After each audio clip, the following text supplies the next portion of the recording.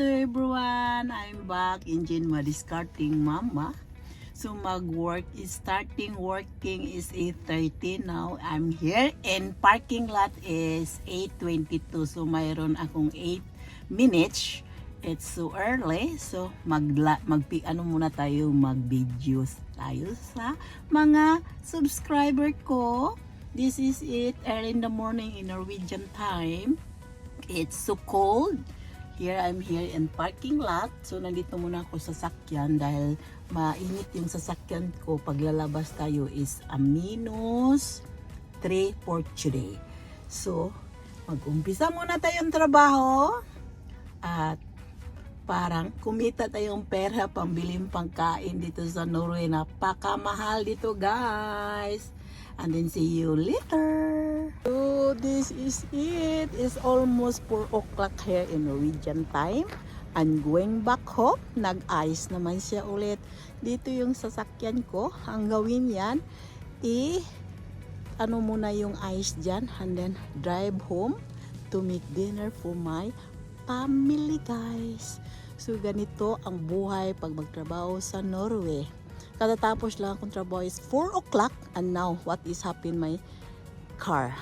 So nag-ice naman ulit. So ano natin yan. Mayroon tayong special na brush para pagkuha sa ice na dyan. I'm driving home. See you later to everyone. Good evening to everyone. I'm back home from work. So the dinner today I'm going to fried salmon. I have 4 salmon. I fried to butter. Yung ano natin, yung cooking pan na ay mainit na siya. Lagyan lang natin kaunting butter. Madaling lutuin at masarap. Natikit. And then, ano lang natin yan. Hanggang mano. And then, lagay natin yung lax. Yan, guys. This is lax. Yan. Yung una kong ano niya, yung sa likod, yung sa yan. Ito na siya, guys. And then, mayroon tayong one doon. Lagyan na natin siya ng butter.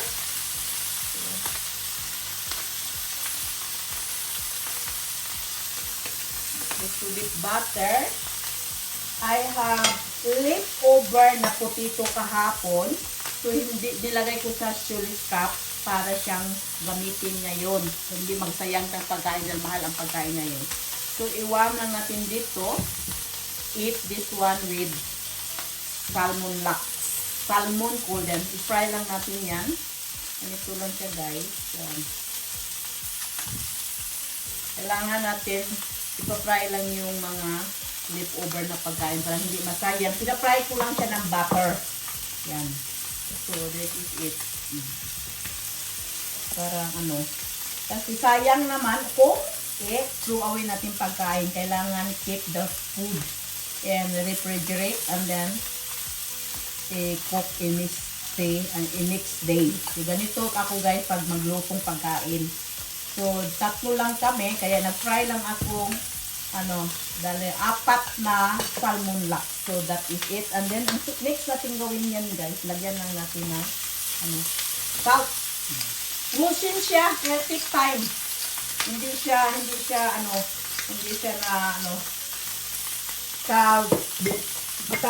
naka-lusin na siya. And then, lang natin sa medium temperature para hindi siya masunog. Luto siya sa cook for the over ano ba yan, guys, sa center. Not cook, kailangan i-medium lang natin. Gumamit na itong salt and pepper. Yan ang pinaka-simple na luto nito, guys. Yan, that is it. And then, continue lang natin i-fry yan. Until maluto yan. And then, gawin natin ito ding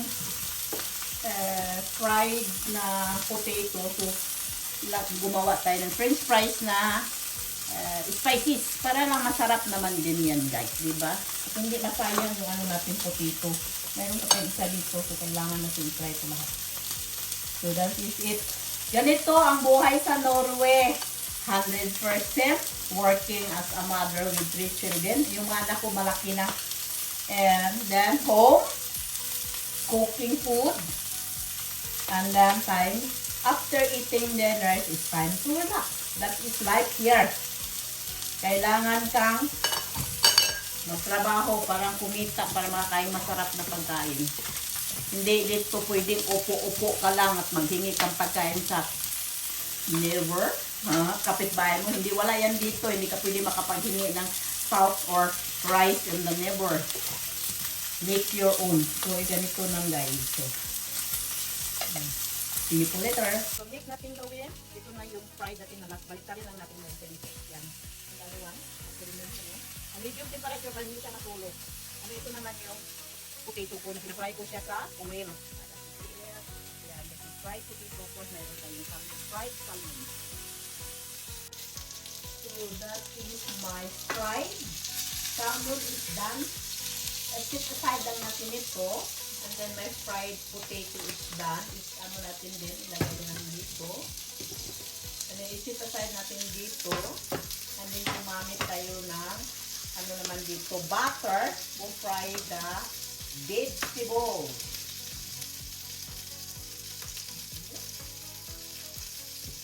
And then, what is this? Ganyan natin guys. Satisfied natin yung ano. Gumamit lang ako a little bit butter. And then fry natin yung onion. So, sabay na lang natin yung garlic. Ganyan ako guys. And then gumamit tayo yung spatula. Takpan natin ito para medyo malo siya. Yan. Ganyan lang siya. Madalian ito guys. And then it's yummy. And then meron tayong broccoli. Yan.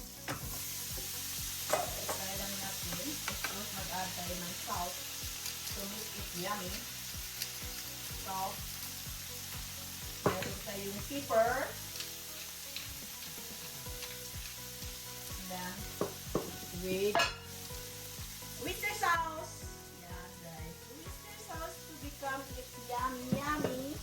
And then i-fry na natin ito.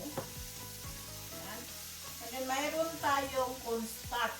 Ang gawin ko sa cornstarch, guys, ganito lang. Parang, madali yan. Hindi ka na mag-iba-iba pa. Mayroon akong cornstarch. Dahil butter ginamit natin. Ilagay lang natin dyan. Ipa-brown lang natin medyo kaunti para mabango yung sauce natin. Yan. And then, add the milk. Water. And then, halo lang natin yan. Ganyan lang ako magluto guys, napakadali at simple. It's yummy. Nilagyan natin kaunting tubig. So, this is the with broccoli with sauce. Yeah, parang white sauce lang siya guys. So, diba? Di masarap na. Ang gawin natin, gumamit tayong cubes. Mayroon tayong cubes. Lagyan natin cube para masarap siya naman. Madiskarte lang sa buhay para makakain masarap tayo. Simple pero madali at easy. Yan. Kalahati lang, huwag masyadong marami dahil kaunti naman ito. Yan. Ganyan lang. Balik natin dito. Of course, continue to fry. Yan. Medyo maano na siya.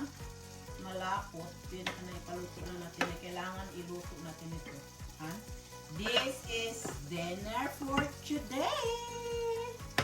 Here we are. And this is it. So, it's yummy. Ganito lang. And that is dinner guys. Fried salmon.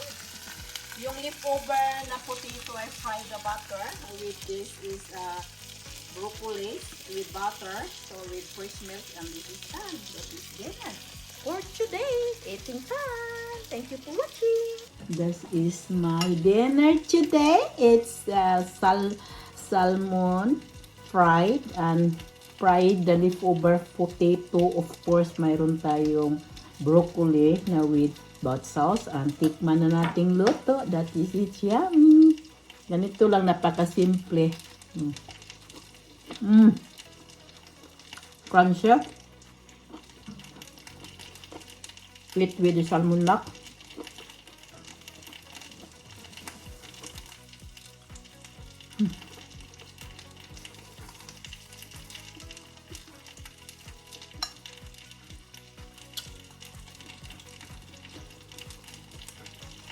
Yes, this is it. Dinner is done.